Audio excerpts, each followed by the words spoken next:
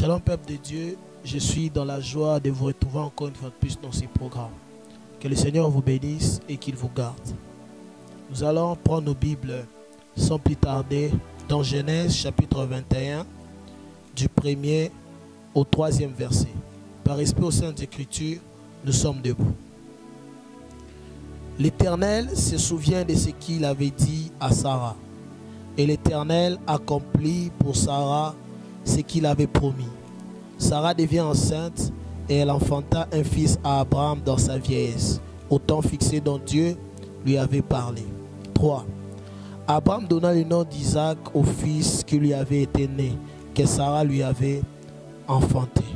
Parole du Seigneur, incline ta tête, nous allons prier là où tu es en train de me suivre. Éternel Dieu de gloire, Dieu de grâce, nous te recommandons ces moments. Fais-nous du bien par ta parole, bénis ta parole. Ajoute ta connaissance dans cette parole ou en cette parole. Seigneur, je prie pour que je sois le canal par lequel tu passeras afin de bénir une vie. Touche les cœurs de celui qui écoutera ces messages. Au nom puissant et glorieux de Jésus, que j'ai ainsi prié. Amen. Que le Seigneur te bénisse là où tu es. Le thème dont je vais te parler en ce jour est intitulé « Ce n'est pas encore fini ». Dis après moi là où tu es, ce n'est pas encore fini. Bien-aimé dans le Seigneur, j'aimerais ici parler sur quelque chose que le Seigneur m'a mis à cœur. Les passages que nous venons de lire, on nous parle l'histoire d'Abraham et sa femme Sarah. Comme vous le savez, Abraham était quelqu'un que Dieu avait béni. Abraham était quelqu'un avec qui Dieu avait traité alliance.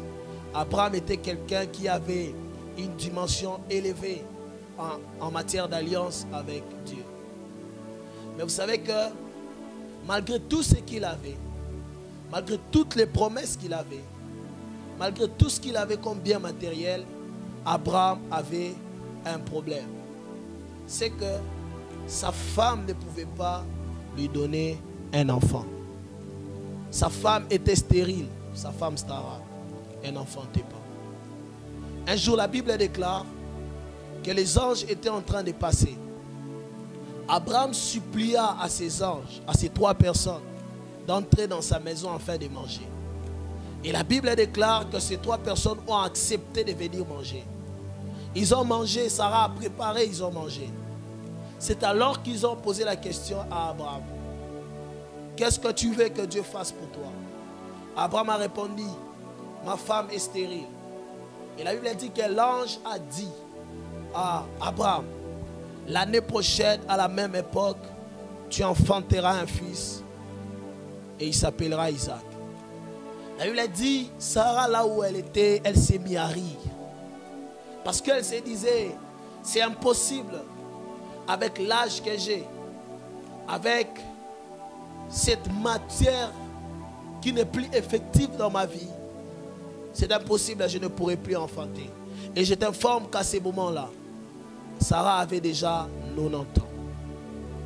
Je vais dire à quelqu'un qui me suit, à quelqu'un qui a besoin de quelque chose qu'il n'a pas encore vu, à quelqu'un qui désire tellement voir quelque chose qu'il n'a pas encore vécu. J'aimerais te dire, peu importe l'âge que tu as, peu importe le temps que tu as, peu importe les circonstances que tu vis, l'Éternel, le Dieu des cieux, reste fidèle. L'Éternel, le Dieu des cieux, il reste fidèle. Il ne laisse pas ses enfants. Et l'ange a dit à Abraham, malgré la stérilité de ta femme, l'année prochaine, à la même époque, tu enfanteras. Permets-moi quand même de prophétiser sur ta vie. Je prie pour toi. L'année prochaine, à la même époque, si tu es stérile, tu m'entends, je déclare que tu auras un enfant. L'année prochaine, à la même époque, si tu n'étais pas encore marié, je déclare sur toi. L'année prochaine, à la même époque, tu enfanteras. L'année prochaine, à la même époque, tu voyageras. L'année prochaine, à la même époque, tu palperas tout ce que le Seigneur t'a promis. Là où tu es en train de m'écouter, j'aimerais que tu dises 3 fois Amen. Et que tout ce que je déclare sous l'onction puisse arriver et s'accomplir dans ta vie. L'ange dit l'année prochaine, à la même époque, il enfantera. Et je me souviens de cette parabole que Jésus a donnée lorsqu'il enseignait.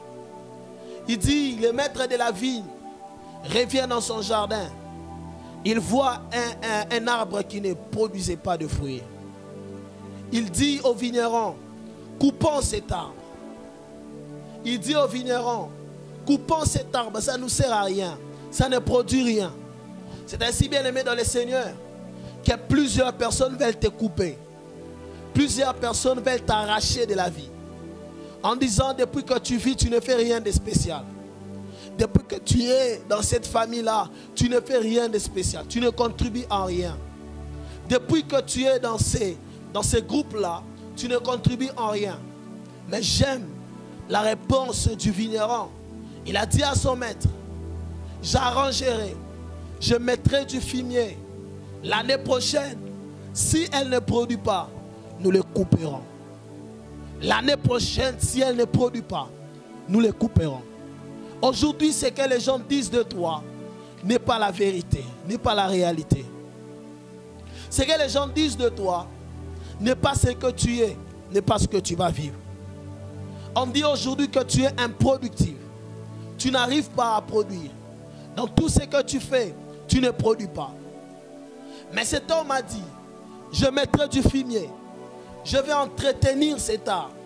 L'année prochaine, si elle ne produit pas, nous allons les couper et les jeter dans le feu. Et la Bible dit, l'année prochaine, quand le maître est revenu, il a vu que cet arbre avait produit du fruit. Je parle à tous ceux qui veulent te couper. Je parle à tous ceux qui veulent te retrancher. Qu'ils te donnent encore du temps. Parce que l'année prochaine, le Seigneur prendra le temps de t'entretenir. Et l'année prochaine, tu produiras. Je déclare sur ta vie et je décrète sur ta vie. Produis au nom puissant de Jésus-Christ. Qu'on ne te coupe pas encore. Parce que le Seigneur a encore quelque chose à faire avec toi. Ce que les gens disent de toi n'est pas ce que tu es. Ce que tu vis n'est pas la vérité. Car le Seigneur Dieu, c'est lui qui connaît la vérité. Il dit dans sa parole, je suis le chemin, la vérité et la vie. Et Sarah passe par un moment de stérilité. Et quand l'ange est parti, Sarah ne croyait pas en ce que l'ange avait dit. Sarah ne croyait pas en ce que le Seigneur avait dit au travers de son ange. Qu'est-ce qui s'est passé? La Bible dit dans le 21e verset, au premier verset du 21e chapitre, la Bible dit que l'Éternel se souvient de ce qu'il avait dit à Sarah. Si je peux me permettre de le dire, le Seigneur permet que Sarah vit. L'Éternel savait que Sarah était sa fille. Mais l'Éternel n'avait pas son regard vers la promesse qu'il avait faite à Sarah. Ce genre de moments parfois arrivent dans la vie où tu te poses des questions. Est-ce que Dieu me connaît? Est-ce que Dieu sait qu'il m'avait promis quelque chose?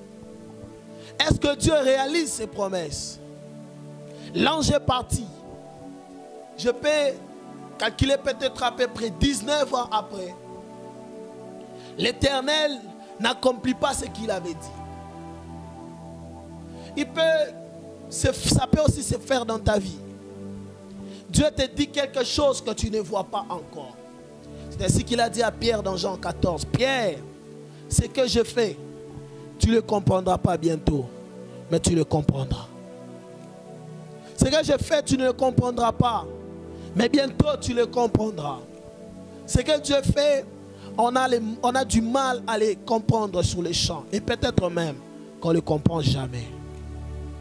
Ce que Dieu fait, on a du mal à les comprendre, mais peut-être qu'on le comprendra et peut-être on ne le comprendra jamais. Derrière la stérilité de Sarah, Dieu voyait quelqu'un qu'il va bénir. La Bible dit que l'Éternel se souvient de ce qu'il avait dit à Sarah. J'aimerais dire à quelqu'un, il n'y a rien qui est plus fort dans le royaume de Dieu comme les souvenirs. Dieu peut tout oublier, mais jamais ce qu'il t'a déjà promis. Il dit dans sa parole qu'il n'est pas un homme pour mentir, ni un fils d'homme pour se repentir. Tout ce que Dieu t'a dit, même si tu ne l'as pas encore vu maintenant, mais je t'assure que tu le verras, tu finiras par le voir. Car il a dit à Habakkuk, écris la prophétie, grave-la sur des tables, afin que tout le monde la lise couramment, car c'est une prophétie dont le temps est déjà fixé. Mais si elle tarde, attends-la, car elle s'accomplira certainement. Et les gens voyaient Sarah stérile. Les gens disaient c'est fini pour Sarah. Les gens disaient Sarah ne peut plus avoir d'enfant. Elle est stérile. Au fil des temps, ils se sont rendus compte que le ventre de Sarah était en train de pousser. J'aimerais prier au nom puissant de Jésus pour toi. Que l'Éternel se souvienne de tout ce qu'il t'a promis. Que l'Éternel se souvienne de tout ce qu'il t'a déjà dit. Car David dit de choses glorieuses ont été dites sur nous. Tout ce que Dieu t'a dit, je prie qu'il se souvienne de ces choses. Je disais, je prie que le Seigneur se souvienne. Je prie que le Seigneur se souvienne de tout ce qu'il t'a déjà promis. Ce n'est pas encore fini. Ce que tu vis n'est pas la fin.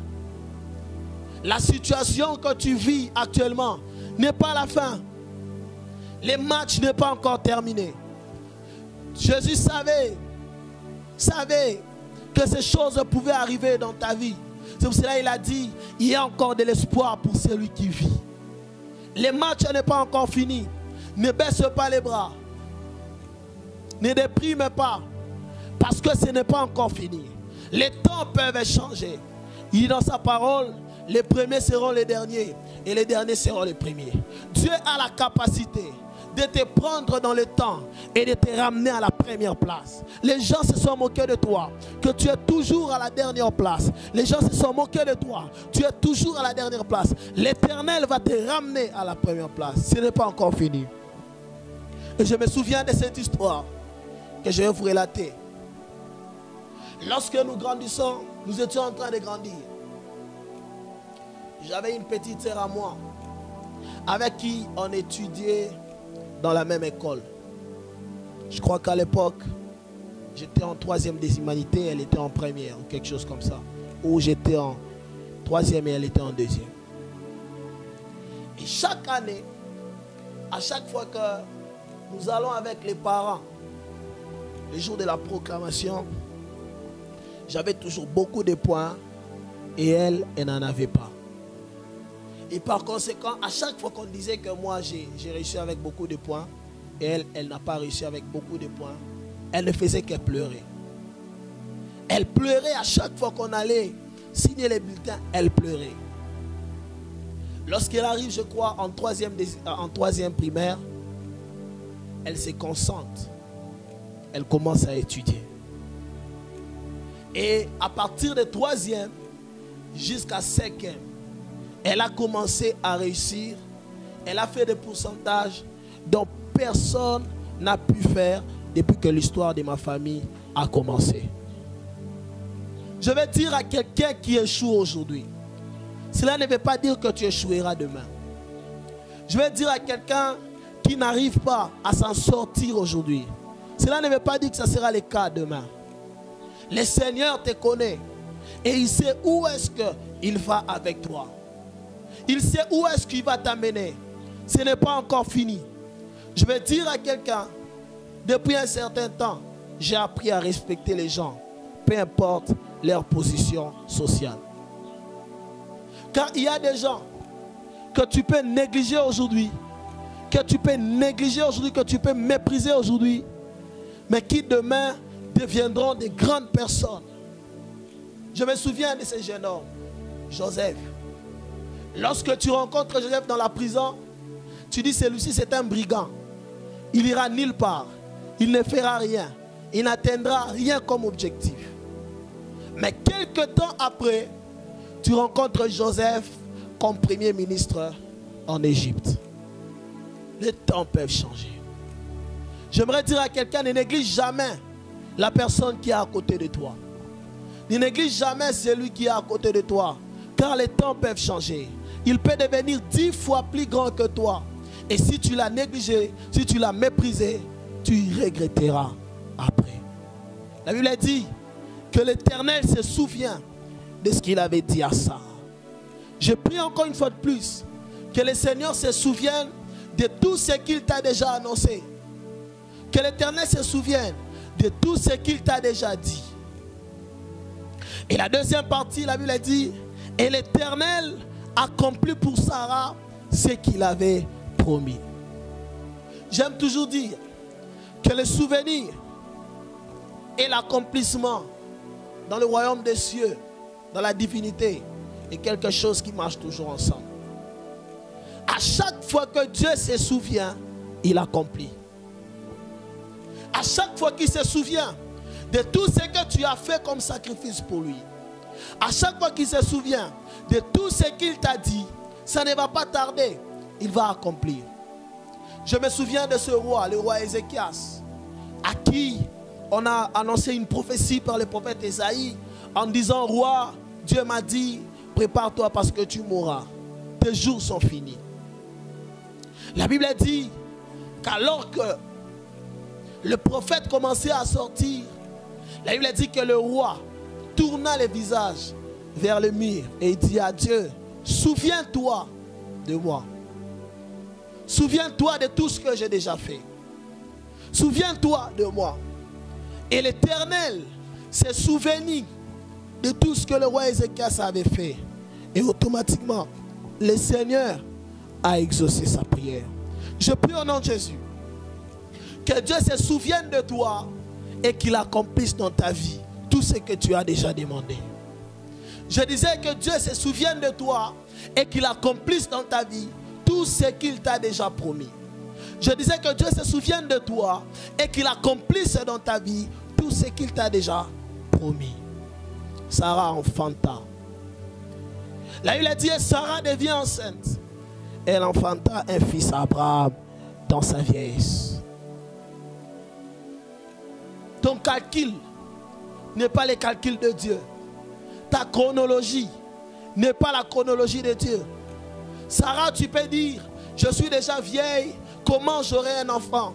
Et je t'annonce que Sarah, Abraham a conçu Isaac alors qu'il avait 100 ans. Tu peux dire, j'ai déjà 100 ans. Je suis déjà vieux. Je suis déjà avancé en âge. Comment j'enfanterai? Ce que j'aime avec Dieu, c'est que dans le monde de Dieu, dans sa divinité et dans sa grandeur, il ne calcule jamais avec les programmes des hommes. Il n'entre jamais dans le temps des hommes. Parce que lui, il est un Dieu infini.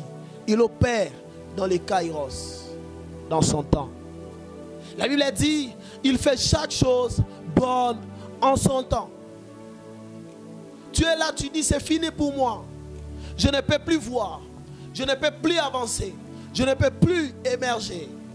Sarah, dans ta vieillesse, même quand tu es stérile, crois en ce que Dieu t'a déjà dit. La Bible dit que l'Éternel se souvient de Sarah.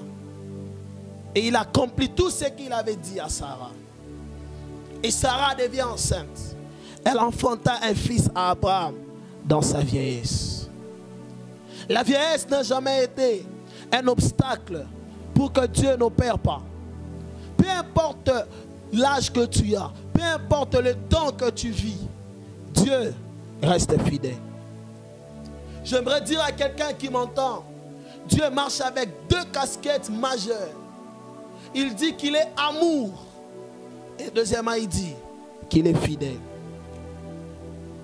Et j'aimerais ici, avant de finir, parler de Rachel, qui à son tour aussi était stérile. Là, il a dit que Rachel était stérile. Rachel, la sœur de Léa.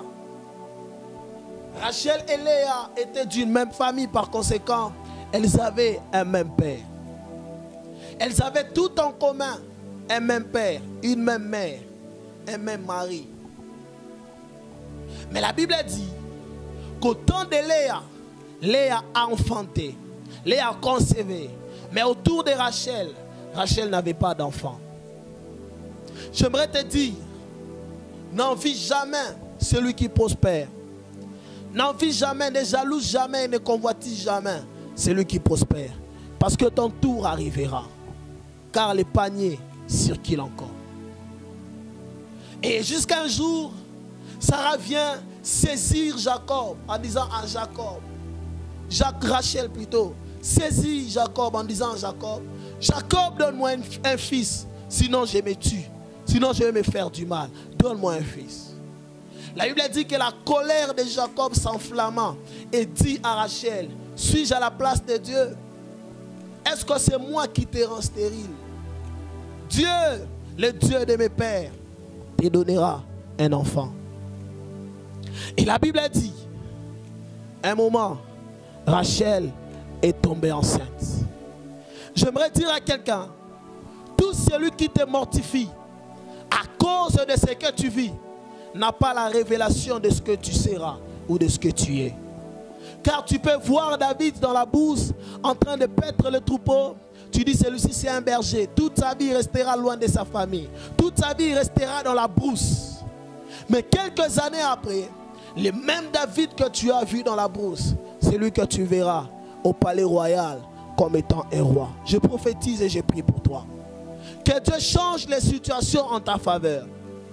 Que Dieu transforme les situations, les événements en ta faveur. Atteins la dimension que tu n'avais jamais atteint. Et que les langages des hommes changent à ton égard. Rachel tomba enceinte. Et j'aime toujours poser la question à Dieu. Pourquoi tu avais permis que Rachel soit stérile pendant longtemps? Et Dieu me répond, il me dit, tout ce qui traîne, plus ça traîne, plus ça devient grand. Plus c'est le problème, la promesse de Rachel traîne, plus ça devient grand. Et Rachel va enfanter 2 fils, Joseph et Benjamin. La Bible dit, un jour Joseph fait un songe. Dans son songe, il voit la lune et les étoiles se prosterner devant lui. Joseph est fier de le dire. Et lorsque Jacob entend cette parole, il dit, qu'est-ce que tu veux dire par ta vision? Toi, ta mère et tes frères, moi, ta mère et tes frères, nous allons nous prosterner devant toi. Oui. Et lorsque Joseph arrive dans le palais royal, ses frères viennent. Tout le monde se prosterne devant lui. Et c'est là maintenant qu'on reconnaît pourquoi Rachel était stérile pendant longtemps. Léa enfantait, mais les enfants qu'elle enfantait n'avaient pas la même lumière ou la même intensité d'éclat que ce que Rachel va enfanter. Et parmi tous les enfants de Léa, personne n'a été élevé en dignité. Mais les enfants de Rachel, Joseph précisément, a été élevé en dignité. J'aimerais dire à quelqu'un, Dieu prend le soin de préparer pour toi quelque chose, parce que ça sera tellement grand dans ta vie. Et je prie, je déclare sur ta vie en te disant, ce n'est pas encore fini, n'abandonne pas. Si ça ne marche pas aujourd'hui, cela ne veut pas dire que ça ne marchera jamais. Si ça n'évolue pas aujourd'hui, cela ne veut pas dire que ça n'évoluera jamais. Patiente encore, parce que le Seigneur prépare pour toi quelque chose de très grand et de très fort. Je sens dans mon esprit que celui qui est en train de me suivre, l'Éternel est en train de tracer un chemin de gloire pour toi. Tu arriveras dans ta destinée. Et glorieuse est ta destinée. Tu témoigneras la grandeur et la fidélité de Dieu. Ce n'est pas encore fini. Lorsque les gens ont vu Lazare mourir, on a enterré Lazare. Sûrement, j'aime toujours me le dire, les oncles de Lazare, ses amis, les membres de sa famille. Si Lazare avait une voiture, sûrement il a déjà dit, ça c'est ma voiture. Lazare avait dit que lorsqu'il mourra, c'est moi qui prendrai cette voiture.